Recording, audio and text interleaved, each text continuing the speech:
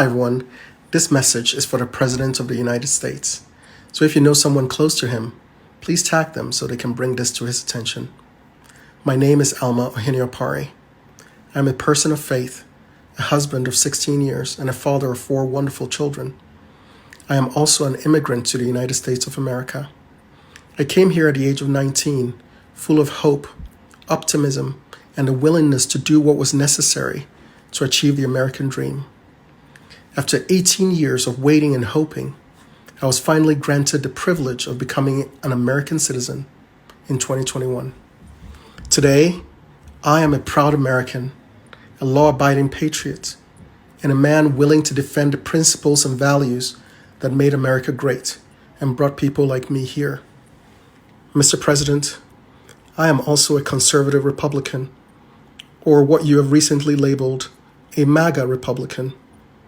Over the last few days, you have looked into the camera and called me and millions of other people like me extremists. You have told me and my children that we don't matter to you because of our beliefs. Your spokespeople and the media have labeled us dangerous, full of hate, and a threat to democracy.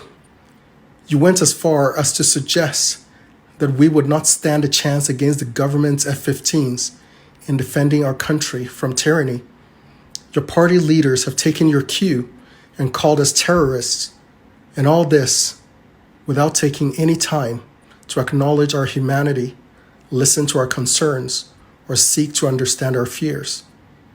I was born in a country where my rights were not always guaranteed, and to hear the President of America and the leader of the free world dismiss more than 70 million of his own countrymen as fringe and extreme and not worth listening to breaks my heart and makes me wonder what I should tell my children about the future of this once great shining city on a hill.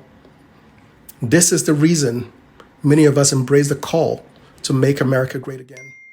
It is because we believe our great nation is under a moral, fiscal, and spiritual assault. We are MAGA because we want to restore the promise in the hearts of our children that this is the place where their efforts will be rewarded and where their true potential can be realized. We are MAGA because we believe in freedom of speech, the freedom to exercise our religion. We believe in limited government and the rule of law. We are MAGA because we love the Constitution and believe our founders established a means for we the people to defend it from enemies both foreign and domestic. I am MAGA because I want to be able to look into the eyes of my 4 Black children to assure them that they're not victims, that they hold inside them what it takes to achieve anything they set their hearts on. We believe our leaders should put America and its interests first before any other nation. We believe our government should not saddle our children and grandchildren with insurmountable debt, chasing after a misguided idea of controlling or changing the course of the climate. Millions of us were horrified to witness what happened on January 6th and believe that justice must be served.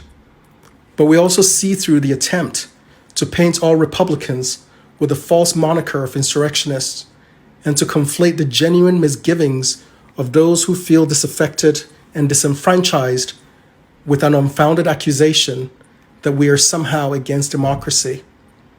We are MAGA because we love law enforcement, but doubt whether the Justice Department or the FBI can be trusted to deal fairly and impartially when they have given us clear and repeated evidence of their political bias against half of the country.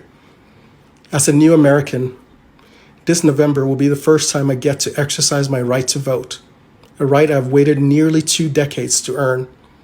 I understand the urge during an election season to attack those you see as political opponents.